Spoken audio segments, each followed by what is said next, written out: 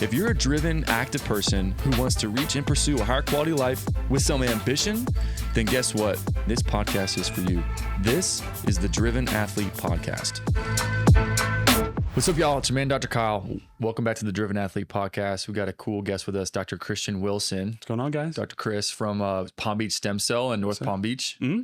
I know y'all are busy, so I appreciate you coming in. Absolutely. But tell everybody where you're all at and what y'all do. Thanks, Dr. Kyle, for having me on. It's a pleasure.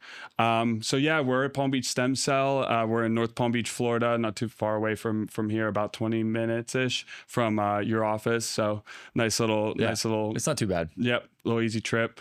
Dr. Kyle and I reached out to him, I don't know, a couple of months back. Several months ago, yeah. Yeah, and just because, so my background is in chiropractic. I practiced for a little bit and then got into the regenerative aspect side of things and never looked back. So Dr. Kyle he practices how I would have practiced as a chiropractor. He's very movement-based, structural, form-based, kinetic chain-based, your very fundamental skills.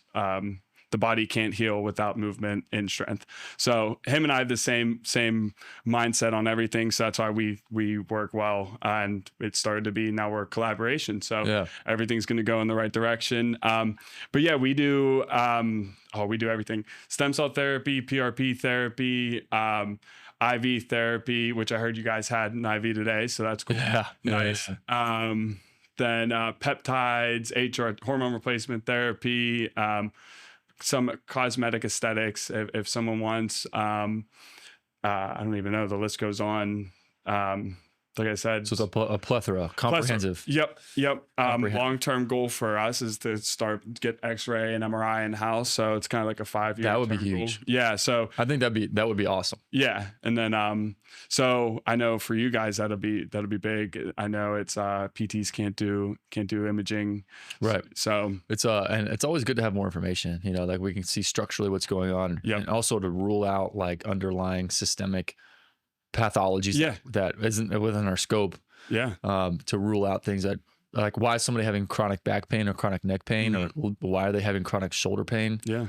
So it's just ruling out that it's not something like, some kind of oncology problem. Exactly. Systemic issue, Yeah, because overuse can be a tear. And it's something that we don't know. Someone that might just have that crunch in their shoulder, it could be more than just, minor crunches. And it could be follow-up treatments can be a good issue for PT and stem cell. So yeah.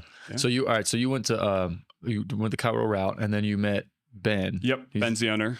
Well, how'd y'all meet? So how'd you get connected with Chris? A very funny story. So Ben was building his home, keep that non-disclosed. Yeah, Ben was building his home, and he was in the same apartment complex as my fiance and I with his fiance. So his fiance, Brooke, came up. So we went to Busybody. Shout out Busybody on North. Oh, the gym. Yeah. Yep. And we went there and worked out there before I hopped into CrossFit. So Brooke was working out next to my fiance and I, and then she just randomly came up to us and was like, "Hey, you guys live in Gables, Montecito?" I was like, "Yeah, we live there." It's so funny. She's like, "Yeah, I see you guys walking all the time." I was like, "I thought I saw you, blah, blah, blah."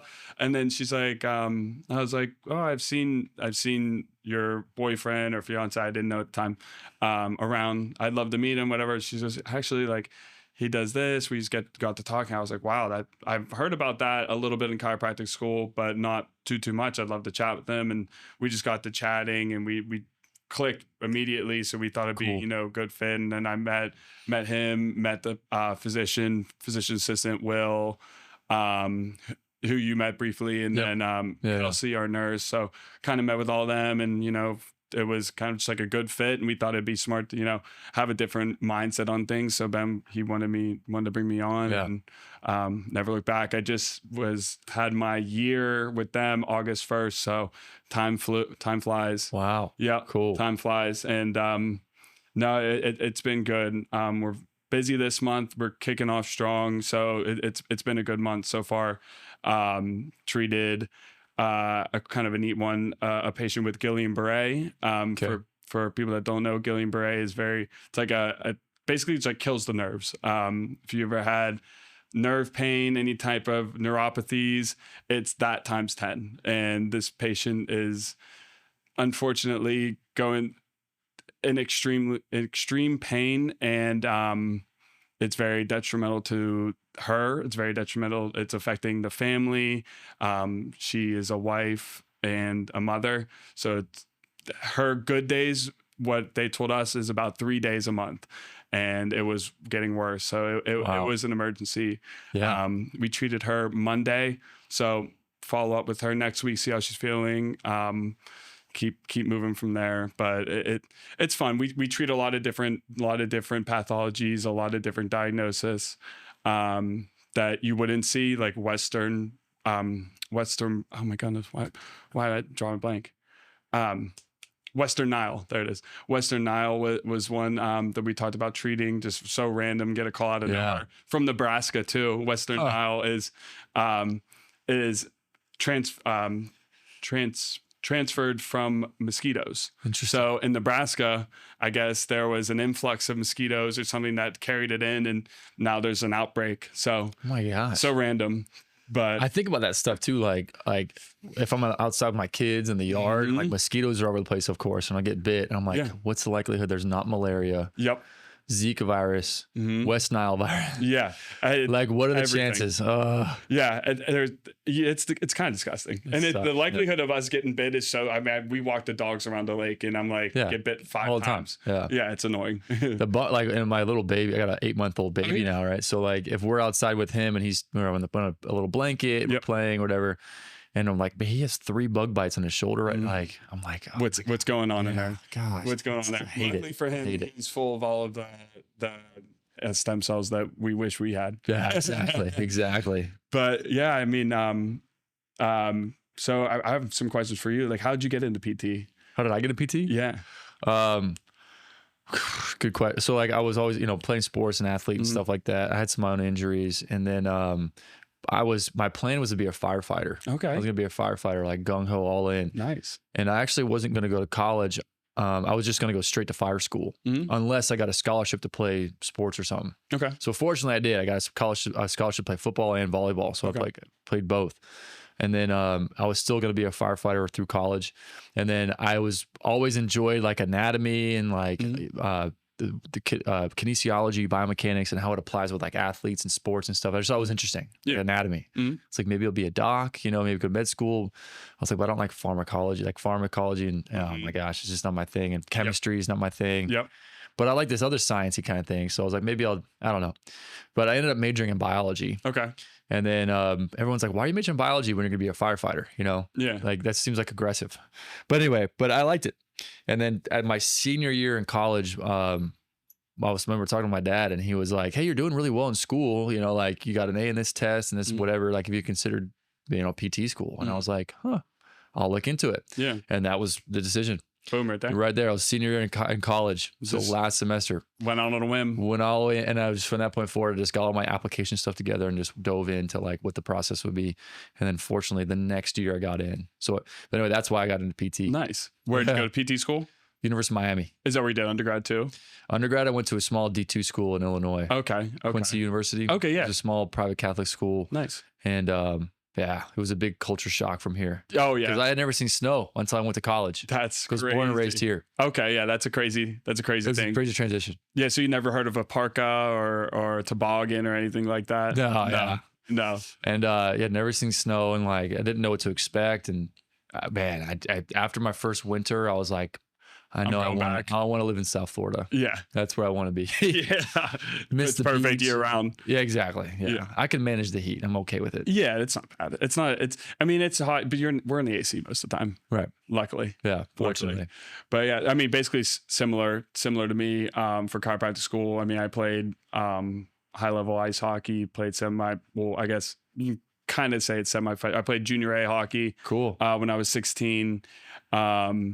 And I tore my groin, and the chiropractor I saw rehab me for my tore groin. And I was like, oh, I didn't know. I thought it was just, go get manipulated, get the crack, and that was it. And he was like, no, it's much more than that. Like, we can do this. And then I was like, oh, interesting. So thought about PT. what turned me off PT is the stereotypical PT. And like, that's another reason why I click well with you. It literally, I saw the real physical therapist once, and then it was a PTA. Yeah. And it was for a hip injury. I dislocated my hip playing ice hockey, and so I did PT for that. And it was like, I was like in there with geriatrics, and they're like, go do this, and I was like, okay. And I was like, yeah, I'm not interested. There was no motivation behind it. This is in Pittsburgh. Okay. Yep. And it's standard, unfortunately. Yeah, it's a bummer. It is. And I was just like, yep, this is a run of a mill, and I'm good. And so then, do I want to work in this? Yeah, that's for 35 years, 40 years of my life. Yep, it turned me off. And then I was like, oh, if chiropractic would be sweet, and really pushed hard on like movement based chiropractic, like sports chiropractor, and I love that at school, and I practiced like that. So we had so you go to chiropractic school and you have a year of being in clinic, and so you have 2 years of schooling, a year of being in clinic, and then you have your residency. We call it a preceptorship after. I did my preceptorship in Palm Beach Garden at Performance and Wellness Chiropractic with Dr. Matt DeLallo, and he practiced the same too. And it's I just couldn't. I did an internship when I was in high school with the chiropractor that was just like cranking them out. I mean, they make great money, but it's just not. Patients are just like in and out within every 2 days. And I'm like, I don't want that philosophy. Yeah, I mean, you make more money, but I'd rather see someone once a month if I can. I mean, obviously at first when someone comes in with acute pain, you're going to have them come back. Yeah, exactly. But that just wasn't for me. But so tore my groin, and I was like, oh, let's give this a look. I majored in biology and minored in business. And I knew I wanted to go to Palmer, Florida, because the chiropractor I did my internship with in high school had patients that were like, some of the patients said, if you go anywhere other than Palmer, people won't see you. And I noticed that a lot of people asked like, oh, did you go to Palmer? Oh, did you go to Palmer? Or did you go to Life? And I was like, oh, okay. So took that into consideration, and applied to Palmer College of Chiropractic in Florida, got in, and made some of my best friends there, and met my fiance there. And cool. Exactly. She's chiro too. She's chiro too. She's pediatric chiropractor. Cool. So she treats babies, and she loves it. So, cool. Yeah. That's really cool. Yeah. So never turned back, and then I'm now into this. So it's funny. But what shifted recently for you with switching into regenerative medicine? Honestly, it was just I heard about stem cells when I was in chiropractic school, and I didn't really it never really got into it much. It was just like very minor, like, oh, this research is coming out for this, so you can use stem cells for this. I was like, I don't know, it kind of sounds like voodoo. And then I saw it firsthand with Ben, and I witnessed it, and some of the things that we were able to treat. A patient that we sent you, she had multiple tears, and we treated her, and she couldn't work out, could barely run. The knee. Yep. Yeah. And she did really good. Yeah. She was running. Yeah. Great. And with your help and our help, she is back to being normal and athletic again. So that's amazing. So have you heard from her since? We've talked to her once. She wants to come back in just for a touch up. So that is the nice thing that we try to do a one and done treatment, but it is nice to kind of, if you can, to get some touch ups here and there, just because, I mean, it only benefits. You can never not have enough. So, so we've talked to her about coming in for doing a touch up, but she is busy. So, definitely need to reach out and schedule that, and kind of have her talk to him, get a testimonial from her, because she's a good one for both of us. For both of us. And she was a cool person too. Yeah. So you just got more interested in the regenerative medicine. Yep. And you're like, this is cool. I want to stay in this. Yeah. And because I was like, there's no limit to where this ends. And because, I mean, it can treat, the only thing we don't treat, and I really don't know exactly the outcome. It could really go either way, is cancers. Because, I mean, you're talking regenerative medicine is regenerating cells. You're bringing proliferate cells. Yes, exactly. So you're bringing in and regrouping cells. So I think I go hand in hand with it. Like, I could bring more cancer cells, but also it helps treat AIDS. So I don't see why it wouldn't take out the bad cells, because we'll get into this more, but the exosome stem cell mix is where it finds the inflammation and targets the inflammation and basically beats the inflammation and bringing in new cells, fresh cells. So that's where I'm kind of like, yeah, I don't see why it wouldn't fix it, but it's still, it's very new. It's very like, if you go out of the country, they'll treat it all day, but it's Cancer. And I just, Really? yeah, Where? Panama, like some CPI will do it, big places like that, but it's a risk. You just don't, So really don't know. what's the block here then? Just don't know. Just don't have enough research to say it'll cure it. Interesting. Yeah. But they're doing a lot of it in Panama. I would, yeah. Wow. I've heard patients getting What it kind done. of cancer? That I don't know. Leukemia is one that will help. But other than that, I don't know. We had someone reach out about basal cell carcinoma, and it's kind of like when was it? Like how far back did you get it? If we're 2 years out and you're out of it, it's completely out of your system, then yeah, we could treat you. But to save our butts, it's just kind of like it's tough to find a doctor in the US that will do that just because of how much liability there is. Yeah. Wow. Yeah. That's that'd be really crazy though, you know, like the ability to treat that. Oh yeah, that'd be, because I mean it's interesting, like a basic level, cancer would be the abnormal proliferation of cells and a lack of apoptosis, right? Apoptosis or whatever, where stem cells regenerates cells, fresh cells. So if it's like, I could see, my understanding with the thought would be like stem cells near a tumor, would it just proliferate the tumor?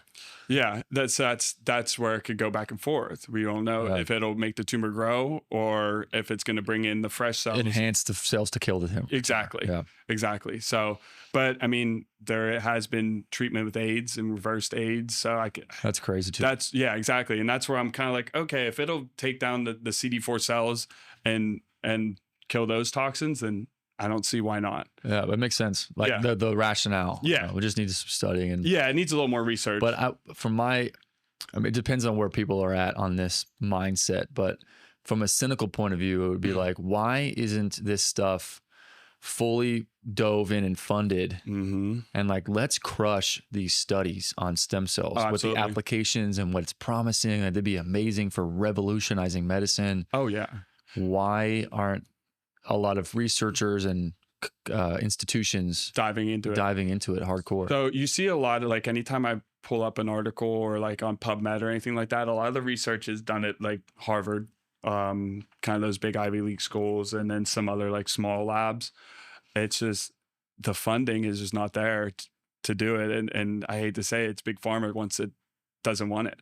Like that takes away, stem cells takes away from Johnson & Johnson and those big pharma companies, because we treat a lot of like long COVID haulers with nebulization breathing treatments. And think about that, if we were doing that with people that had COVID originally, they probably wouldn't be in this situation they're in now. Interesting. So nebulizing treatment with COVID as an example, what does that mean? So nebulizer, you're taking stem cells and exosomes, you're putting in a breathing machine. And so like a vapor? Yep. And you're basically just the steam of it, the water or the vapor of the stem cells, because you're mixing the stem cells with bacteriostatic water.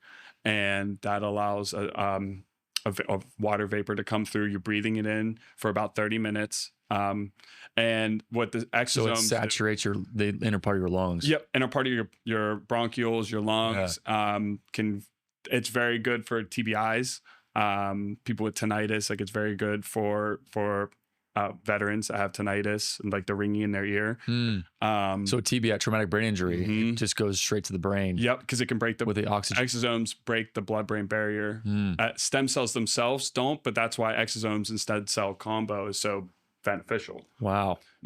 Interesting. Yeah, it's so interesting. That's why I was like, I've always been super fascinated by stem cell applications. It seems like it's unlimited, like stroke, Parkinson's, Huntington's, multiple sclerosis. Yep. Are all those things also on the menu? Like, so yeah, multiple sclerosis. It depends on when you look on the website, but if you look on MS, like the National MS Society, one of the cures is stem cell, and it'll say it straight up. Wow. Yeah. So we have treated it, but we haven't had as many patients as I'd say that we would like in our office for it, just because of how well known it is to do it. Yeah. Autism is a big one right now. Yeah. Just to get into the autism field, if you can get it young, if we can get in there young, it's so beneficial. We're talking behavioral changes. I mean, Ben and I talked to a lady today, and she took her 5-year-old daughter, got stem cell therapy done. Her daughter's 19 now. She's apraxia, so she's nonverbal. And I think her concept is, okay, I did this to my 5-year-old daughter whenever she was 5-year-old. It's time again. She's very high on the spectrum. So she's going to need more than one treatment. We talked today, 3 treatments. So it basically, our goal is to get her to be verbal.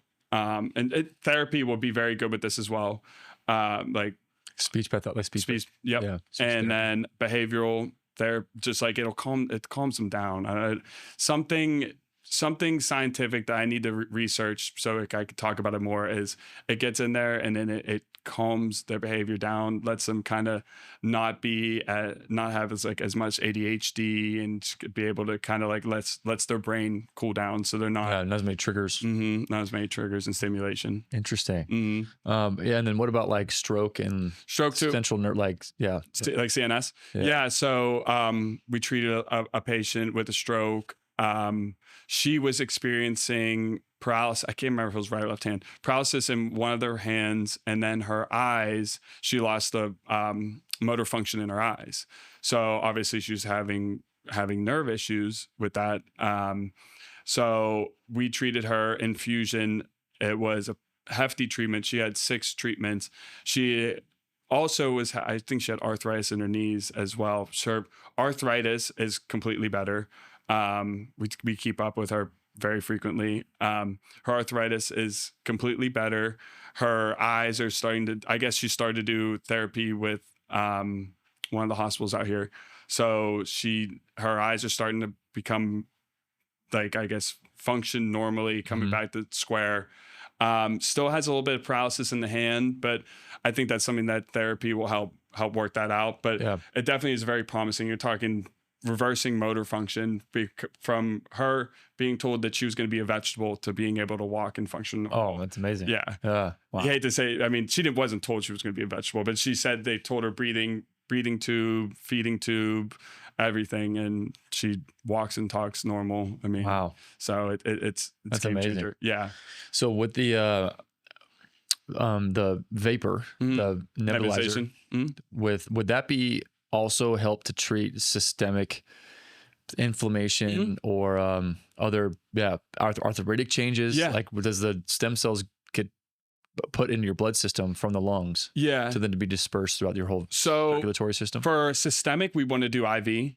I think best case is IV. And then if we're talking about for arthritis, OA, osteoporosis, RA, stuff like that, we probably want to do, depending on where it's at, some site injections in the area. We would do direct injections with mesenchymal stem cells. Mesenchymal stem cells come from the umbilical cord, the highest potency.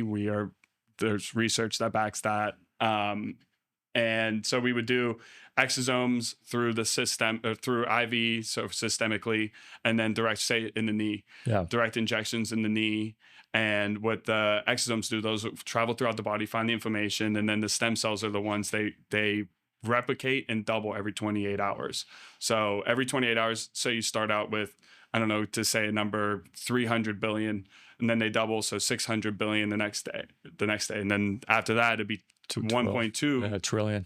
Trillion. Wow. So that's where that's crazy. Yeah, and that's kind of where that anti-aging comes in fact too, where you see some people who are just using it as a general health and wellness. They can get their biological age checked. One that does that, a famous guy named Brian Johnson. Brian Johnson. Yep, and he had That's what he does? Yeah, it's literally what he does.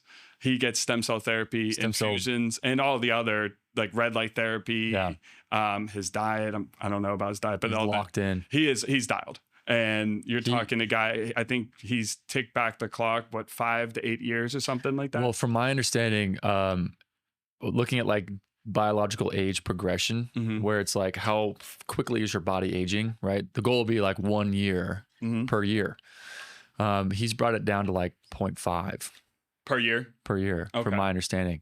Okay. And then there's like this national scorecard that you can submit your information, kind of like handicap on PGA golf, you know, like golf handicap, like a scorecard for aging age, or like aging speed of aging. And there's some other girl, I don't know, it might be local, that I think, anyway, that she's like not really doing the same stuff Brian Johnson's doing, but she's like 0.6. Wow. What's she doing different? I don't know. But I'm not super well in tune with all that stuff. But anyway, my understanding, it's like the speed of age, and he's brought it down to half a year for the year. Crazy. And then anyway, so I also listened to a couple podcasts of him and researched some stuff on him and stuff. And he does like blood transfusions with his 17-year-old son. Okay. So he's getting his son's younger blood. I think so. Yeah. And then I know he does red light therapy. So ozone, hyperbaric, stuff like that too. Yep. And then his schedule is pretty crazy. It's interesting, the things that I've heard him talk with other people, asking him like anti-aging, what's the number one thing to start with first? Like you would just recommend to somebody. And he said, lock in your sleep cycles and your sleep scheduling. And everybody has their own most optimal wake when sleep windows. So figure that out. He's like, for him, it seems like bed at 8:30 and then wake up at 4:30. Okay. And he exercises an hour a day, nothing too intense, but some strength training and resistance training, some cardiovascular. And then he eats his first meal after that. And his last, at 6 o'clock is his first meal. Okay.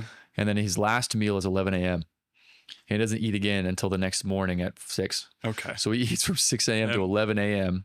And then he eats light, like he eats like, it's like greens, and quinoa and like berries and nuts. At super anti-inflammatory foods. That's all he eats. Yeah. And he keeps it packed in aluminum tin. Yep. Because the microplastics with Tupperware, as an example. So why not glass then too? I don't know. Yeah. I don't know. Well, he just might have the money for the aluminum or whatever. Maybe, I'm not sure, but it might just be if you have a glass Tupperware or glass pan, the lid usually is the plastic. rubber. Yeah, that makes sense silicone, too. Whatever. Yeah, that makes sense too. Whereas like the aluminum is like the imagine like a sardine can. Yeah, it's like a clip that goes over the top that you wash and reuse. Okay, that makes sense. I think that's my understanding. But anyway, he just like greens and some quinoa. It doesn't look good. And nuts and berries. Yeah, I don't think he's super low fat too. Yeah, I mean, he looks like an alien. Yeah, he looks super healthy. Anyway, that's a lot. Yeah, now he's coming out with his own supplement brand. I saw that, which is entrepreneurially, it makes sense. Yeah. But he spends like a lot, like what, $2 million a year? I thought I saw something like that. Because I mean, he's a billionaire. He had a tech company prior. I mean, did you watch his movie, the Don't Die documentary? Parts of it. Yeah. Well, I mean, he said he was killing himself, like eating cheeseburgers, just eating when he could. Yeah. Being a high level entrepreneur. Cheeseburgers are good. Yeah. I like a hefty, thick cheeseburger sometimes, They just opened up that, what's that, that Skinny Louie's down in West Palm on Mattis. I haven't been yet, but I hear it's good stuff. But yeah. He was talking about like he would just eat whenever he could, and that's where it leads. I mean, he was overweight, probably didn't sleep well. I mean, sleep. So I used to have a Whoop. My fiance has the Aura Ring.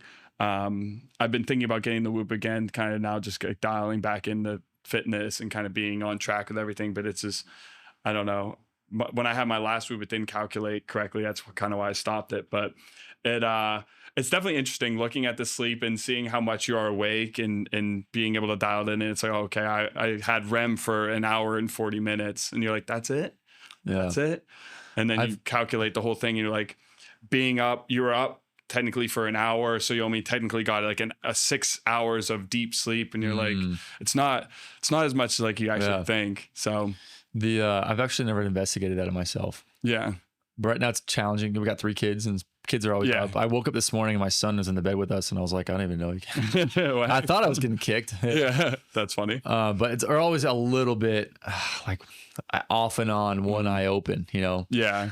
It's You weird. gotta keep your head on the swivel with the kids. And my wife she's handling the brunt of that mostly. So Yeah. she's like, man, really broken sleep for the last, since my son was born, you know, and late pregnancy is always tough. So it's been 9 months probably since she's had a full night's sleep. Shout out to the wives. Oh my gosh. Like she's a warrior. Yeah. A couple of nights ago, actually, for the first time, our baby got 7 hours in a row, but our other 2 kids woke up. You're like, come on. Yeah. So, Come on. and like my wife, like she lets me sleep. I mean, I still kind of wake up, you know, and oftentimes the kids are asking for mommy anyway. Yeah. Like I'll go in there and they'll be like, no, I want mommy. And I'm like, thanks. She's awake anyway. Yeah. And I'm like, she knew it was coming. I'm like, I'll help you. And they're like, I want mommy. It's like, you can't rationalize with a 3-year-old in the middle of the night. You can never rationalize with a 3-year-old. No. But in the middle of the night screaming and like, don't wake up the baby. Don't wake up anybody else. Like, just please be quiet. Like, I'll get mommy. Okay. I'll get her again, you know? Yeah, again. But anyway, she's a warrior. She's getting broken sleep. Yeah. Like it's no bueno. Need a little like staycation or something. Yeah. Not until the baby is a little bit older. How old now? He's 8 months. Okay. All right. Yeah. He's fresh. We got to wait a little bit more. But anyway, I remember also the Brian Johnson thing. He was describing how he had like 6 months in a row or 8 months in a row of perfect sleep. Wow. Think about how that feels. Like the times that I get a good night's sleep, it's amazing. Yeah. You know? Yeah. Like today we sleep with the dogs in the bed. It's bad, whatever. It's hard not to.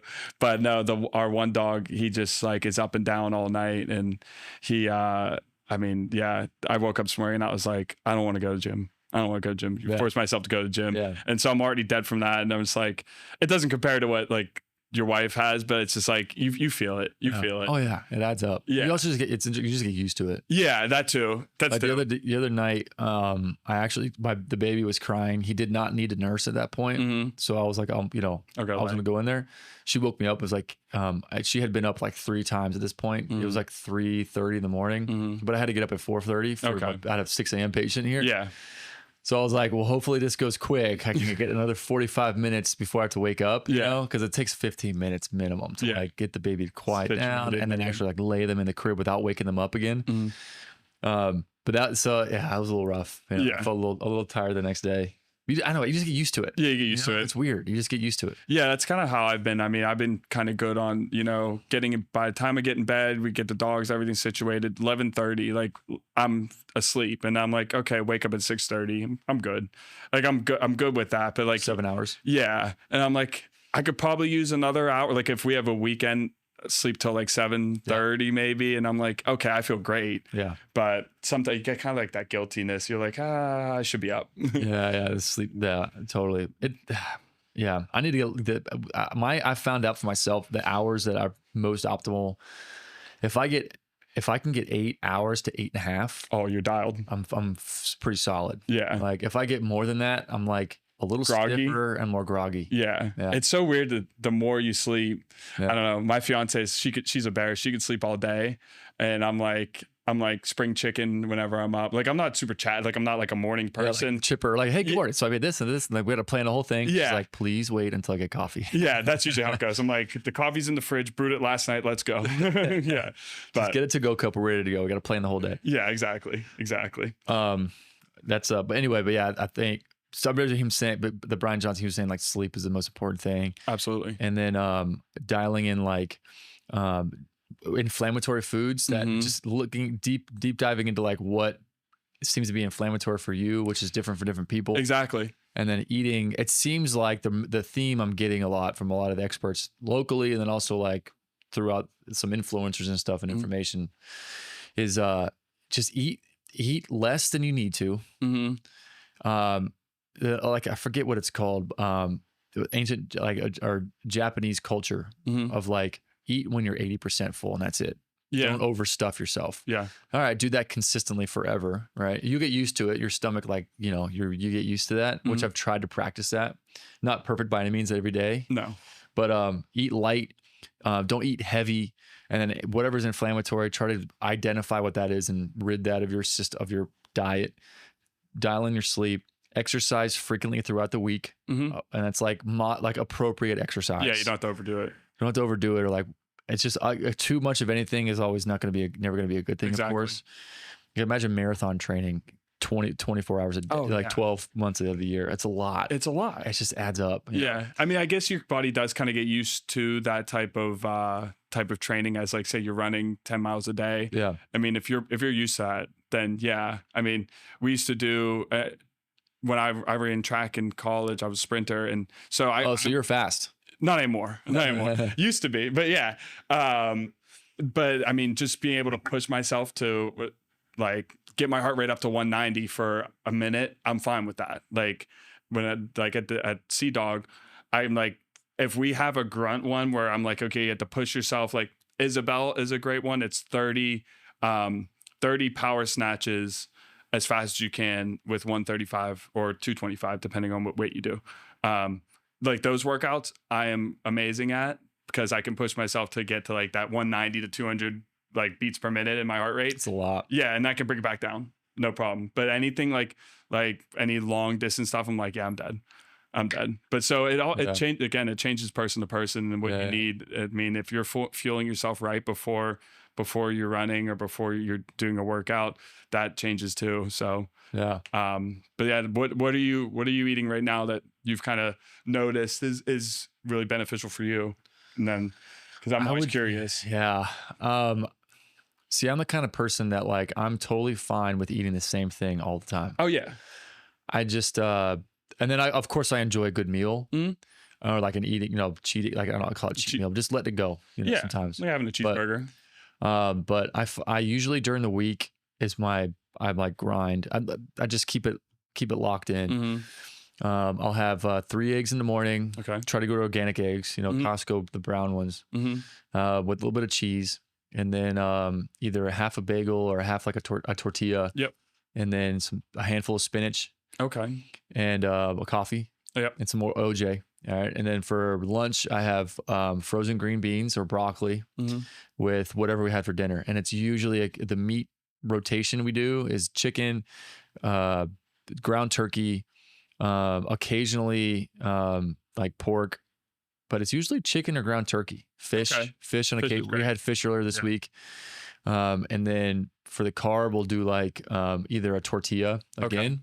I'm like, I'm usually like, I have 12 minutes to eat lunch. Yeah. Because I was banging out a bunch of stuff and I got a patient coming in. I was like, shoot, I need to eat lunch. Yeah. Tortilla makes it easy. You can throw your food just wrap it up and then eat it. I'm like, good. All right. And then a Greek yogurt with raw walnuts and then an apple. Okay. And that's my lunch. That's good. Pretty much every day. Yeah. And then for dinner, it's usually the same thing. Okay. Either like my wife will make quinoa, whatever, chicken, fish, ground turkey. Occasionally steak, but that's actually really rare. Yeah. Dude, also too, we're grinding right now. Like we don't have time to do anything. No, for sure. Yeah. Attending to the kids and trying to cook a meal is not ideal. Right. And also I want to be purposeful with my time, that I want to spend time with my kids. I don't want to like, when I get home, sit at the grill or whatever. Yeah. Or like cook, and usually my wife, when they're older and they can cook with us. Yeah. But right now it's like, I mean, we're managing 3-year-olds and 5-year-old and they need attention, baby. Yeah. And I want to play with them, Yeah, exactly. So my wife at that point, when I get home, usually she's like, please take them and I'll cook. And I'm like, perfect. I'll take the kids. I haven't seen them all day. You can have time by yourself and cook. Yeah. And then everybody's happy. And everyone's happy. And then my problem usually would be like at the end of the night snacking. Kids finally are in bed. And I usually this is my routine. I usually have a LaCroix and I'll either have chips and salsa. That sounds good. A chip and a dip of some sort. Yeah. Like a spinach dip or like a corn salsa or something like that. Or I've really gotten into recently is Doritos. All right. With a little salsa? Cheddar. No, just straight cheddar Doritos. Those things are good, man. I don't care what anybody says. That or like a bowl. I also enjoy a crisp, cool bowl of cereal. Oh, what cereal? So there's this organic pumpkin seed granola cereal at Costco. That's probably my favorite one. Okay, I'll give it a try. If I splurge, which is not that often, it'll be like Cinnamon Toast Crunch. Oh yeah, it's a good one. That's probably my favorite one. Yeah, but I like my favorite though was that pumpkin or like oat. So it's like not granola. You don't feel too bad about it. No, and I'll have it with almond milk. Yeah. I like almond milk. Yeah, it's healthy. So I'll have a hefty bowl of that, and if I leave the box out with me, I'll have a second bowl. Yeah, like I should put this away, but I just have a little bit more. Yeah. with LaCroix. And I don't know, that usually hits a good spot. Yeah. And then I go to bed. That's usually my eating. And then on the weekends, lunch is usually similar. Breakfast is the same every day usually. But dinner is where if I like pizza or like burgers or if we eat out or something like that, which is also kind of rare. But I would say pizza, Also Costco lunch is also a good one. Like kids have a hot dog. Little Dog and soda. Yeah, have a soda. I don't have soda often, but when I do, I'm like, God, this is good, man. Like, it's crispy and it's carbonated. Sprite? Yeah. I'm a Coke guy. Okay, you're a big Coke guy? Or Mountain Dew. Oh, God. Or Fountain Orange. Oh, man. Yeah, like a orange soda. Yeah, the Mountain Dew's where I'm like, because I've had kidney stones and it scares me. Mountain Dew's like known to give kidney stones. Is it really? Yeah. Well, dang it. Yeah, when I was a don't kid, get that. we used to have, do you remember the soda Surge? No. Okay. There's this soda called Surge, and it was like Mountain Dew. Okay. And that was the jam. Okay. Oh, man. I used to love Surge. Throwing back. I'd like imagine a kid drinking a big old can of soda called Surge. Yeah, you're wired. Wired. You're wired. Your kid. It was kind of like Mountain Dew, but it was phenomenal. That's funny. But anyway, so that's what I eat. Yeah. All right. Then first, like for workout, I try to work out 4 days a week is my goal. I try to get 3 in. Usually try to get 4. And I'll have like a protein afterwards, a protein shake with like frozen fruit or something, and then creatine. Okay. Are you doing creatine daily? Creatine daily. Yeah. 5 to 8 grams. Okay. Depending if I work out or not. And then I try to. I've also on and off doing turmeric with black pepper. Okay. I just got the turmeric extract from online, and then black pepper extract, and I'll mix them together. Are you noticing the black pepper? What are you noticing from the black pepper, or like what's your goal with the black pepper extract? It's been found to enhance the absorption of turmeric. Okay. When black pepper is present by like 90%. You notice there's a lot of like black pepper extracts and say fat burners and stuff like that. Oh, too. really? Oh, okay. I haven't really noticed. I took a hiatus partly because I was a little bit scared. So like turmeric, I'm sure you're familiar. It stains everything. Which like it makes sense. Like the capsules that you buy from the store or whatever make way more sense and they're way easier to manage. But they're just expensive, and I'm like, I don't want to eat the capsule. I just want the turmeric. I just want the powder. Yep. So I'm like, I'm gonna get the extract powder, and I'll just be really careful. I'll just eat it dry and then sip of water with it. Not the best taste. It doesn't really taste like anything. Okay. It doesn't taste like anything. But extract powder, if you're familiar, like it's super fine. And it's kind of like cinnamon. If you ever put cinnamon in like a liquid, it doesn't get absorbed. Okay. It just floats. Okay. So you can't mix it in water. So you just got to take it straight. You just take it straight. So it's super dry, and then you have to drink water with it. All right. But it stains everything. And with it being such a fine powder, if it like plumes when you open the bag, it's getting something. If you accidentally miss and like a little bit drips at like the powder falls a little bit on the way to your mouth, like I'm like leaning over the sink. Yeah. It stains everything. So what happened one morning, I didn't realize it. Like I just spooned it in dry, drinking some water. I got it down, make sure there was none of my fingertips because it takes forever. It just gets in your fingers and it doesn't go away. And everything you touch from that point forward to be an orange stain everywhere. A trail. So I accidentally spilled some on the ground. I didn't like a tiny bit, and I stepped in it. I didn't realize it. I'm finishing up in the morning. It's 6 o'clock in the morning. Everyone's asleep. And I went to the bathroom, came back to the kitchen, and there was orange all over the floor. Oh my God. And I was like, with footprints. And I'm like, oh my gosh, what the heck did I just do? Yeah. And I looked at my socks, and it was like a fine little film of powder on my socks. It was a tiny amount. It just spreads everywhere, and it's so fine. And I was like, I'm effed. Like, oh my gosh. Luckily, my wife just woke up early with the baby. Because I had to leave. Yeah. No one was awake. Come here. And I was like, I have to go. I'm so sorry. I just sprayed, like I owe you. I owe you so much. But like I just filtered turmeric powder all over the floor. I didn't realize it. And she cleaned it up for me. It came up pretty easy actually. Like she got like, it usually does not. Like if you get on your countertop, it takes a little bit. It smears and it buries into the countertop. Oh my God. Like it is the worst. Like you can't touch anything with it. It sucks. Maybe because it was a light layer, you got lucky. Maybe. Do you have socks on? I did. Okay, that probably helped. So I took the socks. I think I threw the socks away. Yeah, I'm not going to put it in the laundry. Yeah. It's going to stain everything else orange. Yeah. So I threw those away, and it was on our engineered hardwood floor, so it came up somewhat easily apparently. Nice. Since Lucked out. Yeah, I lucked out, man. I was like, but anyway, so since then I'm like, I have to be super careful. Yeah. But anyway, so that's what supplements I'd take. Turmeric, black pepper for the absorption, and then creatine and whey protein with frozen fruit. Perfect. That's my schedule. Perfect. What about you? What's your schedule? So right now we've been doing these like chicken ball things from Sprouts. I do because I wake up, I am bad at it, but I try to get some water in first thing. That's one thing I need to get better at. Yeah, it's tough. First thing in the morning, I don't know. It's the last thing on my mind. I'm not that thirsty. So, but yeah, definitely need to get better because a little bit before I was doing water in an element packet and downing a 12-ounce glass of that, and I felt great. So I need to get back to that. And so what I'm realistically doing consistently is either 6 of those, that's one serving, 6 of those chicken balls are like little protein chicken balls. They have cheese or something in them. So it has like a little bit of everything. If I don't do that, then 3 eggs. And then I'll do some sort of carb. What kind of carb? Like a bagel? Either a bagel. I like a bagel. I'm a bagel guy. Crisp toasted bagel. With a little smear of cream cheese. Yeah, something. And like if I don't do those today, we didn't have either, and I didn't feel like cooking eggs. And so I had a toasted bagel with peanut butter, Sprouts brand natural peanut butter, and then raw honey on it. Hit the spot.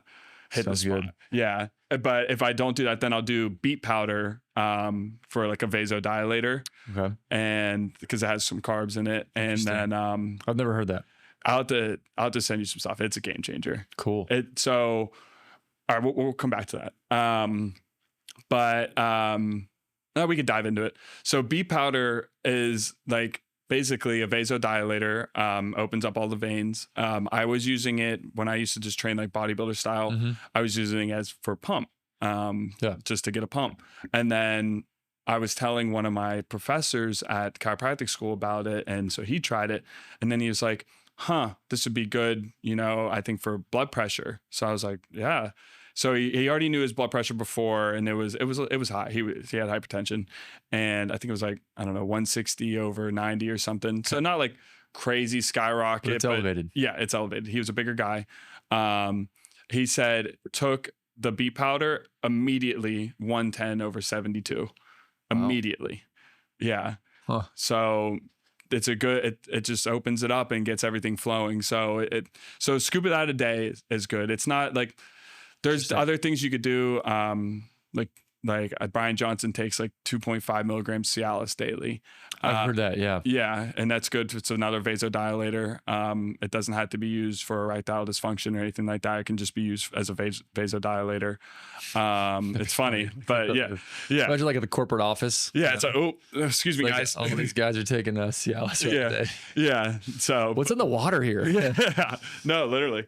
But no, I mean, it's a good, it works fine too, but beet powder is cheap. I think you can get it on Amazon, like a pound bag for $30. You take a scoop of it. Mm-hmm. And so you mix that with some water or some pre-workout or whatever.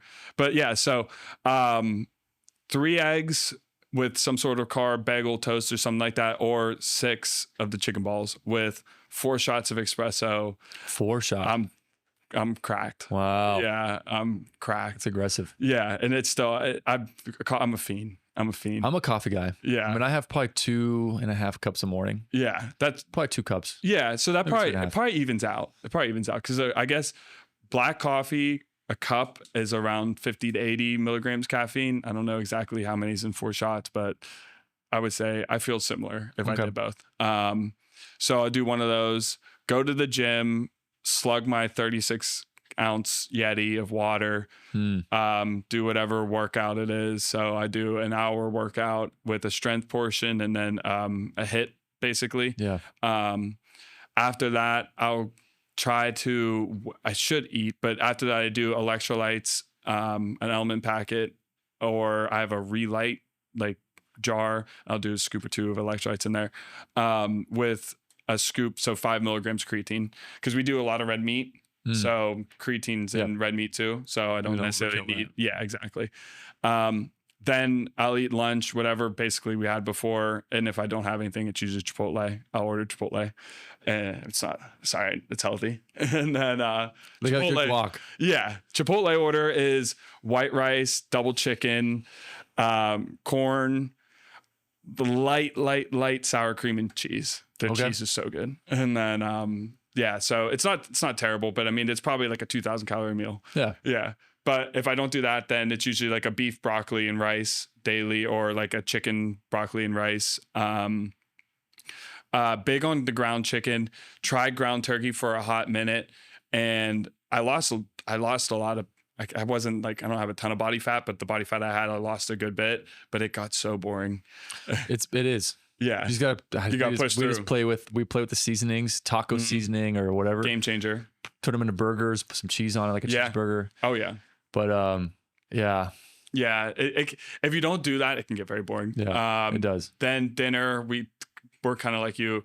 My fiance doesn't like fish, so unfortunately, not as much fish in the house. I like fish. I love fish. I like fish. Yeah, salmon, mahi, little bit of grouper, any of it. I'm good. Tuna steaks, like one of the highest protein things you can get.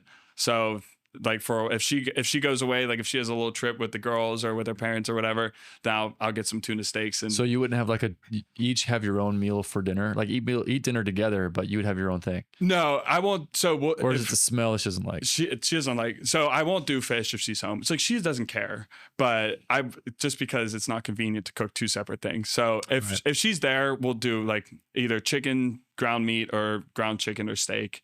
I'm kind of with you. Steak was happening for it was happening a lot a while back, but we kind of just dialed back. Yeah. But yeah, and then I really enjoy. I enjoy a good thick, like good crispy steak. Yeah, you know. Yeah, nothing better than. It's a good one. You sink your teeth into that. Yeah, you know, I'm hungry. Yeah, let's go. Someone get steaks. But yeah, and then I'm a big snack guy. Like for a while, I was doing apples and peanut butter, but I was putting a ton of peanut butter. Like that's all right. I'm talking like how I was telling people, it's like a banana length size of peanut butter, like this much one apple. So it's probably like. It was a good amount. What are your thoughts on peanut butter? Like, in what sense? It has good, like, of nutritionals. Okay. I think it's healthy fats. Yeah, right. It's the healthy fats. Yeah. It's polyunsaturated, monounsaturated fat. Just exactly. I mean, I would imagine there's oils in it that come with it. We get the organic one from the Kirkland organic. Yeah, that's fine. Costco. So a little bit, we would hope to be a little bit better in that sense of the additives or oils and whatever. But I don't consider that to be like a sweet dessert treat or something like that. Yeah. Dessert. No, what is good that I do, I have, like one of my favorite things for treat is like dark chocolate, just chocolate chips, just pure chocolate. Just grab a handful. Just handful that in with peanut butter. Honestly, dark chocolate has a lot of health benefits. So. That's what I've heard. Yeah. That's what I've heard. So I'll take a spoon of like peanut butter and I'll just like tap it like a Reese's cup in a bowl of like just open chocolate chips and sticks to it and just eat it like a popsicle and like, and I'll do a couple rounds of that. A couple rounds. Yeah. Like 7-8 rounds. Maybe 5. Yeah. That's not that bad. Right. Well, I mean, the dark chocolate has a lot of health benefits. They talk a lot of cardiovascular health. It's like basically if you had like a glass of red wine a day, they tell you that has health benefits too. So I don't know. It's tough to say. Yeah. I'm not gonna knock on it because I mean I do it. Whatever. Yeah. It is what it is. I don't do dark chocolate. I do the regular milk. So yours is probably better than mine. I think ours is dark chocolate. I don't know. It's just chocolate chips. Yeah. I think they're the dark. I don't know. But I like dark chocolate. Yeah. Okay. Yeah. So it's like it's same thing. It's like red wine. You like it or you hate it. Yeah. So, but yeah, no, I do either that. I'm kind of off that now because I'm on a cut. But right now, I'm honestly just firing off on a protein shake. I'll do 2 scoops of organic whey, and then a banana and a scoop of like PB Fit. Okay, yeah. And so, I mean, it's a decent amount of calories. I mean, I'll mix it with vitamin D milk because I can't get past the water and protein shakes. And then I'll brew that up and then I'll pour it over some ice so it's cold and sip on that before bed and I'm good. So I have a hack that I like to do is that I use just like a frozen bag of fruit from like an organic bag of fruit, and that's the ice. Yeah. Yep. Do you do that? I've done that. So if I just do a strawberry banana protein shake, then yes. If I remember to, like, say our bananas are starting to go bad, I'll throw them in the freezer. Perfect. Yeah, and then that'll usually that. be the ice. Yeah, exactly. And that's the ice. Yeah, so it makes it a little more creamy too. It does. Yeah. And what I also do is I'll put like, I have frozen broccoli, Okay. and I'll just put like one, it's because they're big flowerets, Yeah. I'll put one in with my shake. Okay. That's also cold, Yeah. it's ice. Yeah. So it's frozen fruit, one broccoli flowerette, 2 scoops of protein. I usually just hit the creatine dry. I'll just put it in dry. Okay. Because it's such a small, and it's so fine. So yeah, it's so fine. It's not a big of a deal. Yeah. And then it'll be cold, it'll be cold, it'll Yeah. be thick, and it'll be good. I'm like, got it in. Yeah, and it's almost like a dessert. Yeah, It's it like a tastes good. smoothie. Yeah, It's a exactly. smoothie. I like frozen bananas in mine, in my smoothies. Are you a big acai bowl guy? I like acai bowls. Yeah. I don't have them often, but I like them. It's like my fiance and I look forward to it weekly. We go to this place called Golden Juicery, and it's in St. Plaza as CrossFit Sea Dog. And Oh, I know what you're talking about. Yeah. oh, they put crack in there or something. I don't know. I'm addicted. But no, I mean, it's like, What's your secret recipe? yeah, their acai is like sorbet. So then when you have a little bit of it, and we'll do it at the beach, and I just like notice I sit there and I'm like, oh, like my legs were starting to get real vascular, and then all the veins in my arm, I'm like, this is great. We're at the beach. I'm looking vascular. I'm like, I hope some big bodybuilder walks by. I'm gonna show him off. Yeah. Shut up. Like, do you work out well? Oh, thanks, man. I appreciate that. Yeah, exactly. You notice the veins? Awesome. Thank you. Yeah, thanks. But it's so funny. But yeah, a little tangent right there. Yeah, exactly. But that's all right, Yeah. Oh, that's what. Okay, we do it. Let's a couple minutes. We'll land the plane. But I wanted to ask other components of stem cell stuff. Mhm. That's y'all's bread and butter. Mhm. The different types of stem cells. Yeah. So you have mesenchymal. So I wrote it down just because I knew it was coming. So mesenchymal is what we use. Mesenchymal comes from the umbilical cord. Specifically, umbilical cord blood is the highest potency. Our stem cells so we don't harvest them ourselves. We have a company that we source them from. Where from? I'm sorry. Where from? The company is Platinum Biologics out of Orlando, or I think they're out of Texas, but they have a branch in Orlando. Yes, exactly.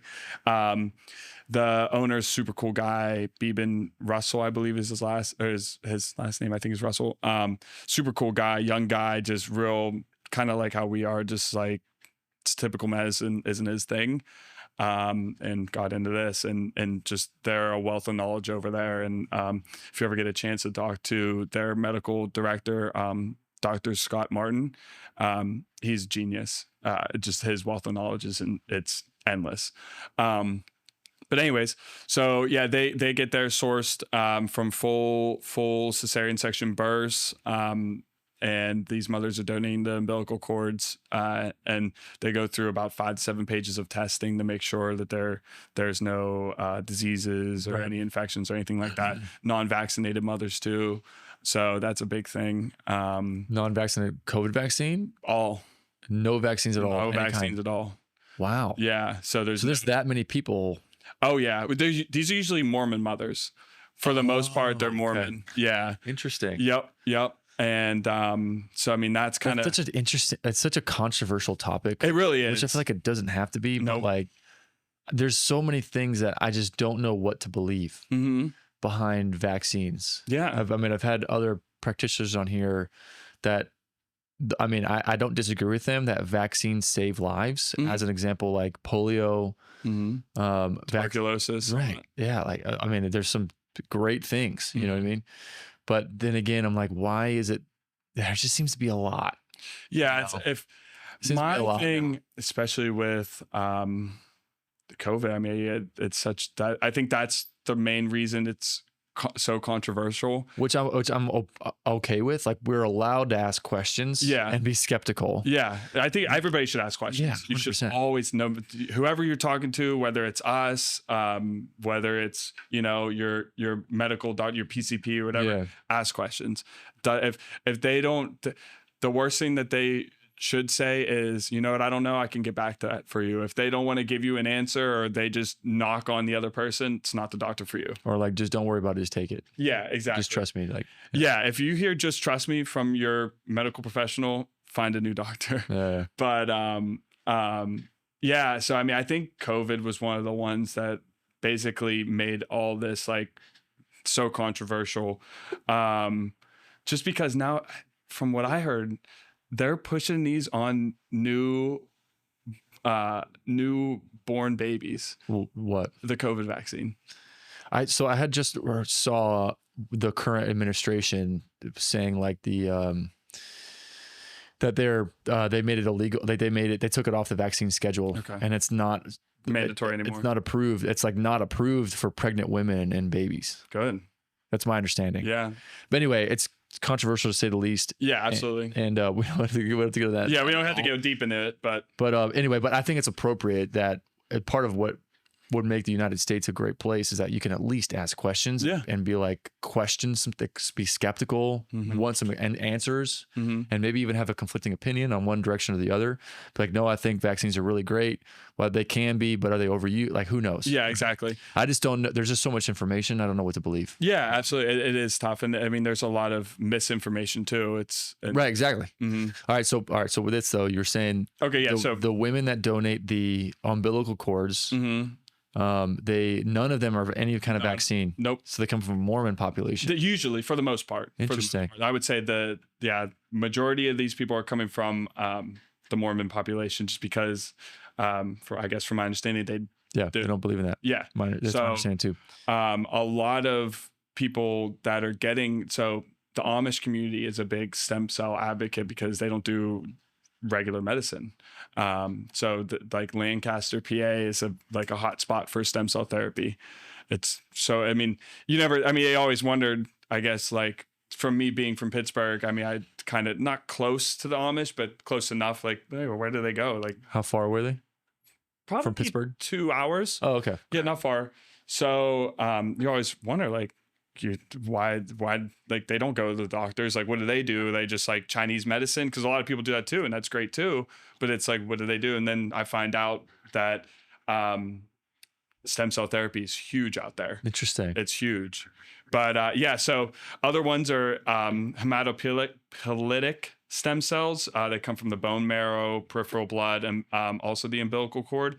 But the bone marrow transplants are very, very, I don't want to say painful, but invasive. Yeah. Think about that. You're taking a 16 gauge needle, probably the size of the hole of this pen, and penetrating, digging into the bone. Yeah. That doesn't sound fun to me. No. And then embryonic, coming from, this is why stem cell therapy is controversial. Is the embryo. Yep. So they're coming from embryos. That's one type. Yep. That's one. Where the umbilical donation, that's not.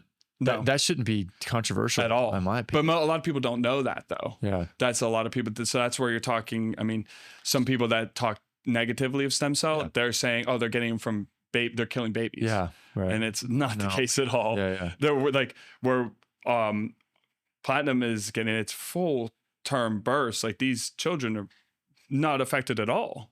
And they discard that stuff. Yeah, that's discard. And you know what they're doing to it? The hospital is selling it to another stem cell clinic, probably. That would be my guess. Yeah, that makes sense. Yeah, exactly. Amniotic fluid is another one. The placenta, amniotic fluid. So some people, you see this with like Kim Kardashian, some like high level influencers kind of were eating placentas. I think that phase kind of died out. I hope so. Yeah, not the most thing. Be a better way to do it. Yeah, exactly. Come see us. But no, that's rich of stem cells. Yeah. I get the concept, but it's just, you're talking, that's the waste of the baby. That's where the baby's going to the bathroom. That's where all the toxins are going, and the amniotic fluid. So that's not something you want to kind of eat without filtering out. Yeah. I mean, they talk about doing encapsulation of the placenta and stuff like that. My fiance kind of was digging deep into that just because of she's had a couple patients that have done it. And they noticed that it affected their hormones, and then they would have like postpartum depression. So it made me think, I was like, let me look into that. So I looked, and then it does. They talk about how it affects hormones, causes postpartum depression whenever it says it should help postpartum depression. So there's side effects to going that route whenever you can have healthier ways to do it. And then lastly would be exosomes. So exosomes are the nanoparticles of stem cells. They're the vesicles that carry the proteins, the RNA, and allow the repair and regeneration and anti-inflammatory response to happen. Interesting. So how we talk about it at our office is kind of, they're like the worker bees of the stem cells. They can run throughout the body, and they're smart enough to find information. To pick and choose. Yeah. So it's like the strongest NSAID you could ever take. So interesting. So those are exosomes. Mm-hmm.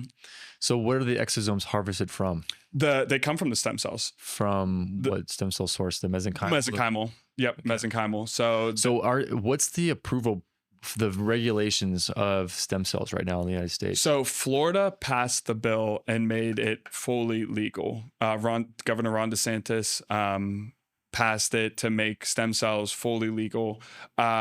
Stem cells in the United States are FDA allowed. They're not FDA approved. That doesn't make them illegal. You can still get it done. It's just, you can't. No, well, now in Florida you can do whatever, but I mean, I shouldn't say do whatever. You can. So before, we had to promote symptoms, like we treated symptoms. We treated knee pain. We treated back pain.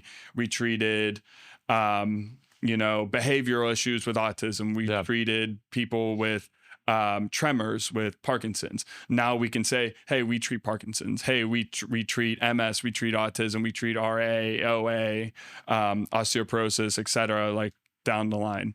Now we're allowed to talk and promote that on our platforms. Interesting. So you can advertise that you're doing that stuff. That's what the bill helped us. Now other states, I'm not 100% sure where they're at with that. So that's where that FDA allowed is, like, you can promote that you can treat symptoms. Yeah, got it. But not specific diagnoses. Yep. So the question, so I guess the thought would be like, to treat Parkinson's versus treating knee pain, the only difference is it's the same mesenchymal stem cells. Mm-hmm. It's just maybe the location of injection, or the form of it getting into your body. Yeah. So that's nebulizer versus IV versus an injection. Yeah. So I guess where you can go into mesenchymal stem cells, you have like there's different uses for stem cells. So say there's one for the nebulization that has that's kind of like a powder that you mix with bacteriostatic water. It's not as potent as, say, one that you can do intravenously.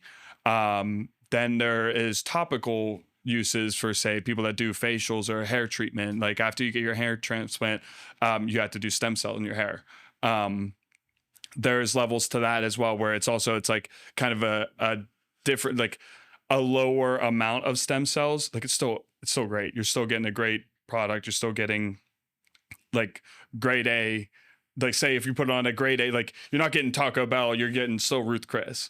So like you're getting Chipotle. Yeah. Not Taco Bell. Yeah, exactly. Then it's like you go, funny. Yeah, exactly. If you want to put it in that sense, but it's like, then you go where it's like, okay, we do intravenously. You're talking a high level of stem cells, but it won't have any tissue product in it. Where the tissue product, the Wharton's jelly, have you ever heard of that term? That's in the umbilical cord. Wharton's jelly is something that's in the umbilical cord. It's kind of like the red blood cells in the umbilical cord. And that allows, it's the lining in the umbilical cord that holds the red blood cells.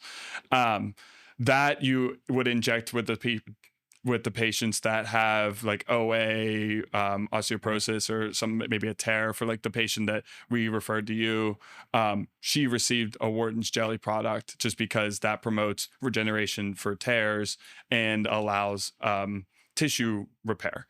Now for the other ones, it allows for decrease of inflammation and brings in new cells. So there's different products for different things. And how we kind of do it is we kind of like to do exosome infusion.